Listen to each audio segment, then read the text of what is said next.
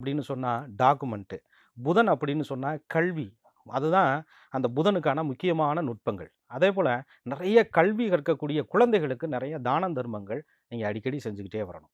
அப்போ அந்த புதன்கிழமை அன்னைக்கு மகாவிஷ்ணுவ நீங்க வழிபாடு பண்ணிக்கிட்டே இருக்கணும். அடிக்கடி மகாவிஷ்ணுவ நீங்க புதன்கிழமை மகாவிஷ்ணுவுடைய மந்திரங்கள சொல்லிக்கிட்டே இருக்கணும். புதன்கிழமை அன்னைக்கு பாசிப்பயிறு உணவிலே அதிகம் சேர்த்துக் கொள்ள வேண்டும். பச்சை நிறத்திலான பொருட்கள அதிகம் பயன்படுத்தணும். பச்சை நிறம் கொண்ட பொருள்களுக்கு நிறைய உதவிகள் செய்யணும். நிறைய தாவரங்கள், நிறைய பூச்செடிகள் ரிஷபராசிக்காரர்கள் பராமரித்துக்கிட்டே வரணும். அப்ப சாதாரணமா ஒரு ரோட்ல செடி, மரம் வச்சு விட்டு அத பராமரிச்சா கூட இந்த ரிஷபராசிக்காரங்களுக்கு ஆமா. அது பெரிய புண்ணியம். இது எல்லாத்துக்கும் மேல ஒரு பெரிய புண்ணியம் என்ன இருக்குன்னா, இன்னைக்கு எல்லா ஆலயங்கள்லயும் எப்படி இருக்குன்னு பாருங்க.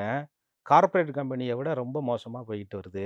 அந்த டைல்ஸு எல்லாம் அந்த இயற்கையெல்லாம் அழிச்சுட்டு ஏதோ டைல்ஸ் ஒட்டுறேன், அத ஒட்டுறேன், இத ஒட்டுறேன்னு சொல்லிட்டு பக்தர்களுடைய வசதிக்காக எல்லா இடத்துலயுமே ஹாஸ்பிட்டல்ஸ், எல்லா மரங்கள், செடி கொடிகளெல்லாம் அழித்து கொண்டு வர்றாங்க.